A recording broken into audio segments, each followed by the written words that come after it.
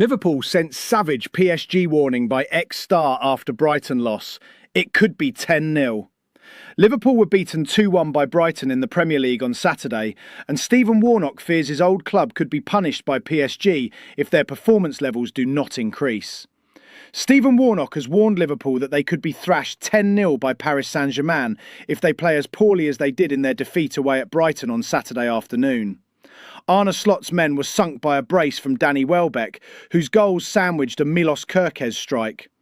The loss means Liverpool have taken just 1 point from their last 3 Premier League games, 2 of which were against strugglers Wolves and Tottenham. Defeat on the South Coast comes just days after the Reds booked a Champions League quarter-final date with PSG, courtesy of a superb victory over Galatasaray. But Warnock fears his old club could be on the end of a hiding at the hands of the reigning European champions if they play as they did at Brighton, saying the performance was very, very worrying.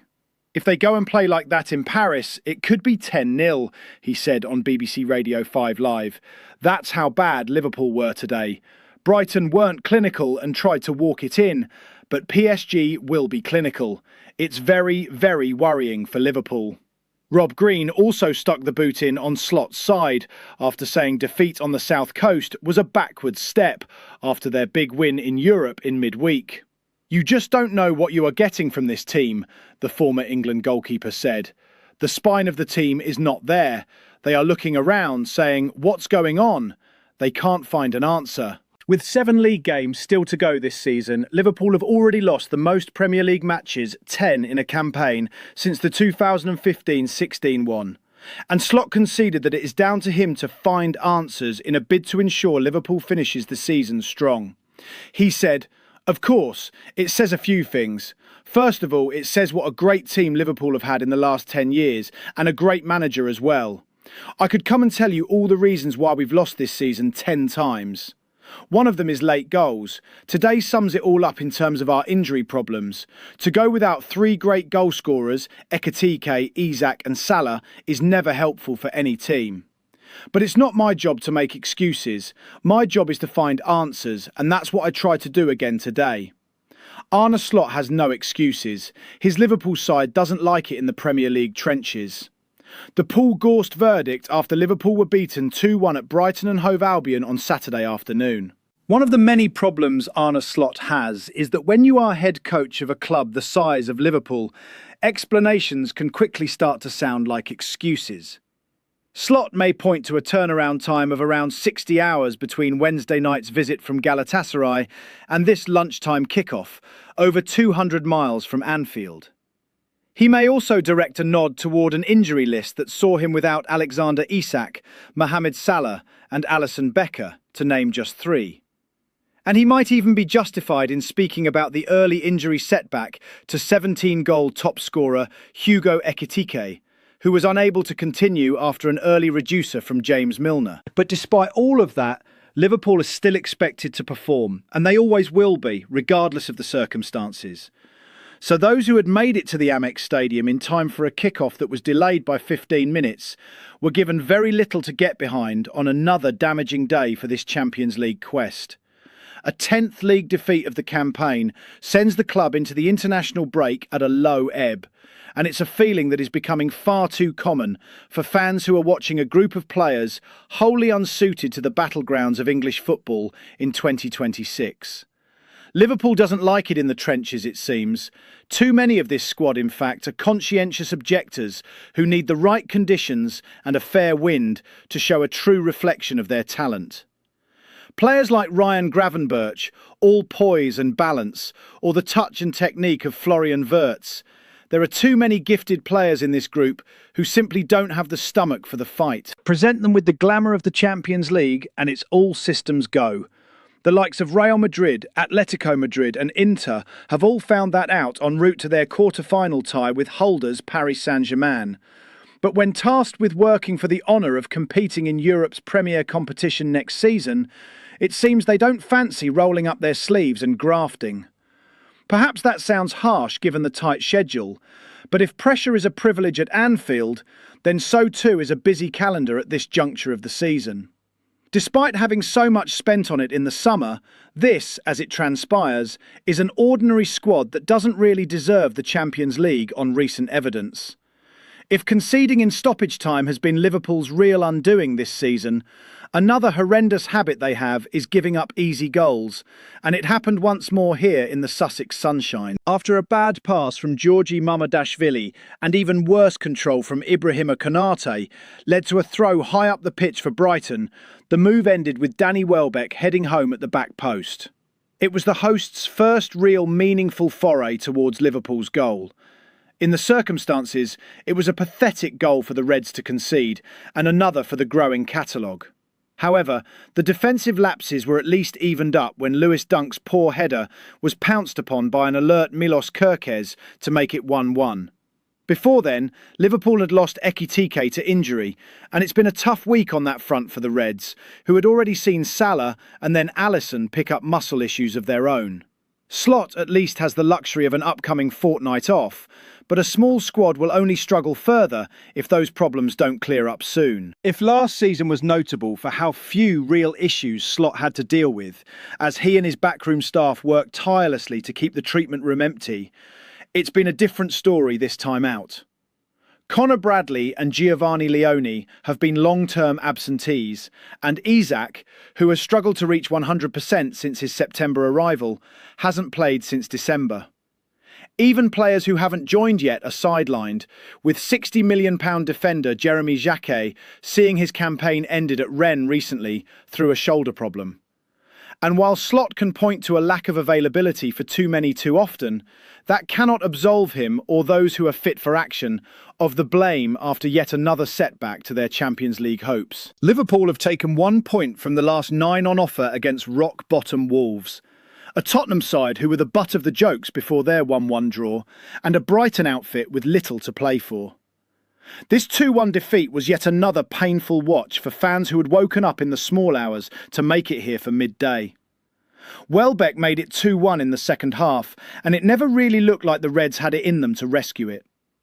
Alexis McAllister, who is a pale imitation of the player he was 12 months ago, headed wide from a corner, and Bart Verbruggen made a good save to deny Curtis Jones. But that was about as exciting as it got, as Liverpool, once more, found it virtually impossible to carve out anything resembling a big chance. Slot may argue otherwise, but the dearth of creativity in the final third has been evident all season in this league campaign that now sees them closer to the relegation zone than top spot. Try explaining that one. Cody Gakpo makes worrying admission after difficult Liverpool loss at Brighton. Liverpool was second best at the Amex as it put in an underwhelming display just 3 days on from the emphatic Champions League win over Galatasaray. The contrast between those displays is hard to explain. Cody Gakpo has admitted he cannot explain why Liverpool has lacked consistency this season, following the Reds' 2-1 defeat at Brighton. A Danny Welbeck brace downed Liverpool at the Amex and consigned the reigning champions to their 10th defeat of the Premier League campaign, the highest number in a decade. It was another abject performance from Arne Slot's side, with the Liverpool head coach acknowledging after the match that Brighton deserved to take 3 points. But the disappointing performance is made even more disappointing, given it was in stark contrast to Wednesday's Champions League victory over Galatasaray, when Liverpool was assertive and created a plethora of scoring opportunities. It is one of the many problems that have derailed Liverpool's season, with just 4 wins coming after 10 midweek European matches this term. Gakpo, who played the full 90 minutes at the Amex, said he is unsure why this has been a recurring issue for Liverpool this term. That's frustrating. I think it's happened a few times already this season, so that's not good from our side, the former PSV Eindhoven star told TNT Sports after the game. If we knew it, the reason why, then we would try to solve it, but, as you said, it happened a few times already. So, we have to keep analysing that and to find maybe the spot that's hurting us in those moments. Obviously, we wanted to win, which is important in the situation we are in, but it didn't go that way, Gakpo added. So it was a difficult afternoon. Welbeck revealed after the game that he felt it was a good time to play Liverpool, less than 72 hours on from the team's midweek Champions League exploits, while Fabian Hürzeler admitted his side knew it needed to play with greater intensity. However, Gakpo was not surprised by Brighton's approach to the game. "I think they were just being themselves," he said. "I think everybody knows how good they can be on the ball. They try to play their own game, and it worked out well in moments for them." Despite Liverpool's defeat on the South Coast, it remains in fifth place, which will likely still guarantee a Champions League place, following Chelsea's defeat a few hours later. The Blues were beaten 3-0 by Everton on their maiden trip to the Hill Dickinson Stadium. That result means, excluding the Merseyside derby in September, which the Reds won 2-1, Liverpool and Everton have an identical record in the Premier League this season. Report: Liverpool winning the race to sign €50 million midfielder. Liverpool step up interest in Eduardo Camavinga as transfer race develops. Liverpool's midfield evolution under Arne Slot could be set for another significant chapter, with fresh reports suggesting renewed contact with Eduardo Camavinga's representatives. Credit to Court Offside for first detailing the latest developments, which point towards a growing possibility that Real Madrid may be willing to part ways with one of Europe's most intriguing midfield talents. Fresh contacts signal intent. The key update centres on Liverpool's proactive approach. As reported, for now it looks like the strongest interest is coming from Liverpool, who have been keen on Camavinga for some time. That long-standing admiration appears to be turning into something more concrete. Court Offside reveal that the 23-year-old has been discussed internally at LFC, and they've now also had 2 separate meetings with the player's entourage. That level of engagement suggests Liverpool is not merely monitoring the situation, but actively positioning itself should Madrid open the door to negotiations. There is also an important financial angle. Real Madrid are reportedly prepared to listen to offers of around €50 million, a figure that would raise eyebrows across Europe given Camavinga's pedigree and age profile. One source explained, "There's the growing sense that Camavinga's time at Real Madrid is coming towards its end. Competition from Chelsea intensifies race." Liverpool is not alone in their pursuit. Chelsea remains firmly in the mix, reflecting the Premier League's continued dominance in attracting elite talent. As outlined, Liverpool and Chelsea are both working to establish themselves with those close to Camavinga.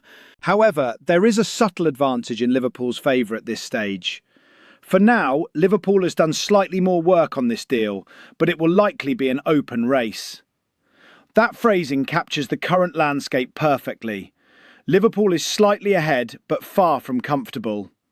Chelsea's interest is driven by uncertainty around Enzo Fernandez, while Liverpool's motivation feels more strategic, part of a broader effort to refine their midfield balance. Untapped potential at Real Madrid. Camavinga's time in Madrid has been curious. Signed as one of Europe's brightest young prospects, his development has been steady but not explosive. The report notes that he has often been deployed as a utility option, rather than in a defined role. This lack of positional clarity may explain why a move is being considered. A player of his technical ability, composure and tactical intelligence thrives when given structure and responsibility. Liverpool could offer exactly that. There is, however, an element of risk. Madrid's willingness to sell hinges on their ability to replace him adequately, while Liverpool must decide whether Camavinga represents immediate impact or long-term investment. Strategic fit for Slot's system. From a tactical perspective, Camavinga aligns with the demands of Slot's system. His ability to progress the ball, recover possession, and operate under pressure makes him an appealing option in a side that values control and intensity. If Liverpool pushes forward with this deal, it would signal continued trust in youth-driven recruitment, combined with a desire to add versatility and dynamism to the squad. Our view. Anfield Index analysis. For Liverpool supporters, this is exactly the type of move that makes sense in the current phase of the club's rebuild. Camavinga is not a finished article, but that is part of the appeal. He fits the profile of a player who can grow within Slot's system rather than needing to be reshaped. The reported €50 million fee feels like a market opportunity. For a 23-year-old with Champions League experience and international pedigree, that valuation could prove a bargain if Liverpool gets his development right. What stands out is the suggestion that Liverpool has already held multiple meetings with his camp, which signals serious intent rather than speculative interest. There is also a tactical argument. Liverpool has controlled games well, but at times lacked midfield incision and unpredictability. Camavinga offers both, particularly in transitional phases where his energy and decision-making can unlock spaces. Supporters will also recognise the risk. His time at Madrid has been inconsistent, and there is no guarantee he will immediately settle into a defined role. However, in a well-coached environment with clear structure, his ceiling remains extremely high. If Liverpool completes this deal, it would reflect a club still thinking proactively, identifying value before the market fully reacts. That is the kind of recruitment that underpinned past success, and fans will hope it signals more of the same. Michael Edwards fears for Liverpool after major collapse. Michael Edwards fears for Liverpool, it seems. It comes after a major collapse with FSG. FSG's grand plan for a multi-club project built around Liverpool is dead, it seems.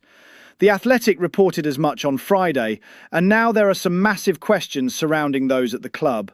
Principally, that means Michael Edwards. Edwards returned to the fold in 2024 to lead the multi-club project. After all, he didn't rejoin Liverpool, but instead became CEO of football at FSG. But attempts to find the right club for the Reds' ownership have failed. They've been presented with plenty, but ultimately pulled out of every possibility. So what now for Edwards? That's unclear. His main reason for being involved with FSG and LFC is done with, for now at least, and he only has a year left on his contract. But more than that, what does it mean for Liverpool? Liverpool's big trouble. There's a reason why FSG initially pursued the multi-club idea. There's also a reason why Edwards was keen to return to the fold to front it. Edwards has long since viewed it as crucial to ensure Liverpool can compete for young talent on a level playing field, is the line in the Athletic's piece. It's an important one as the battle for young talent has never been fiercer. Chelsea and Manchester City lead the way in that regard, having long had other clubs to farm talent out to. That's an idea we will likely see more and more clubs pursue. Liverpool, though, can essentially only sign youth players who are heading straight for the first team or are happy to spend time at the youth level. That limits them, there's no question there.